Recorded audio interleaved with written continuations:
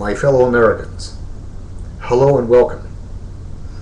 This is going to be, I guess, my daily, my sub-daily, or whenever I get a chance to come online and talk about my post-graduation world in culinary arts. Alhamdulillah, thank God, I'm here in New York City, the Big Apple. Today I took a little tour. I'll put up my pictures in a little bit, inshallah, God willing, where I went. I went basically from Union Square into the Village today, and I had to go to Murray's Cheese, from Chef Davies used to tell us about that. Pretty interesting. I'm walking down taking pictures of some Italian restaurant. There's two Italian guys talking, and the one guy's obviously Italian-American, the other guy's a real IT. So they're talking, they're having fun, and I'm taking pictures of a gluten-free Italian restaurant. It looks very nice. So I asked him, because I know that Italians like their privacy, if he minds if I take a picture above them. So he says, hold on, let me ask my Gumba over here. So we asked Gumba. Gumba has no problem if I take a picture, and we start to talk. So as we're talking, I was talking about Italian food, whatever. I said I just finished Italian regional cuisine, and he says, well, what is Italian?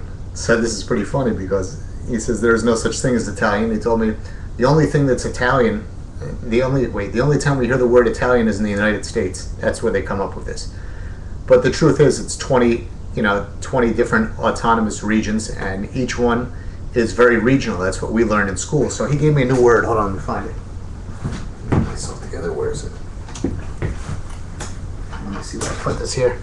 See, I don't have my mise en place together for this video, but that's kind of the beauty of it all, isn't it? He said Italians are campanilismo, or campanilismo, which means, as he says, intense regional loyalty.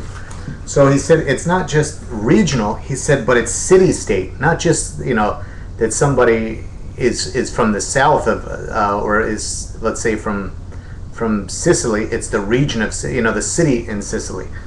And he said that this was, and he's an old man, and he's a very fun guy to talk to, an old Italian New Yorker. And he said that in the United States as well, up until the Civil War, they used to have troops like the 1st Missouri, the 1st Georgia, and that all ended then. So he said it used to be like that here in the United States as well, and it was city-state, which is pretty interesting. So I'm talking to this guy about Italian food, and he says, hey, I want you to meet a friend of mine.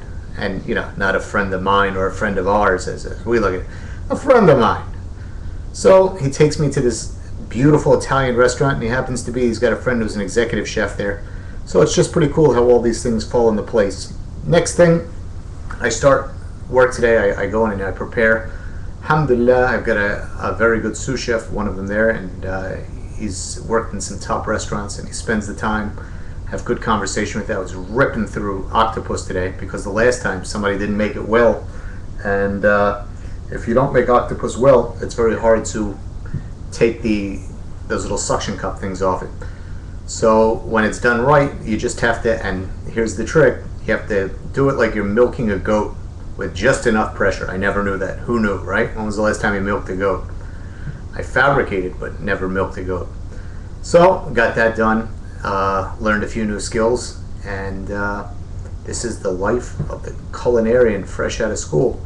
And this is my lap of luxury over there. So if you graduate from the academy, you're going to have a great time, meet some really cool people, and have your shampoo and toilet paper on the side of your bed with your books. Anyway, take care, and I'll put some pictures up. I'll show you what's going on in the restaurants in this part of Manhattan that I was at today, and I'll try to put stuff up. And Yusuf El Khattab, Al Jazeera, New York.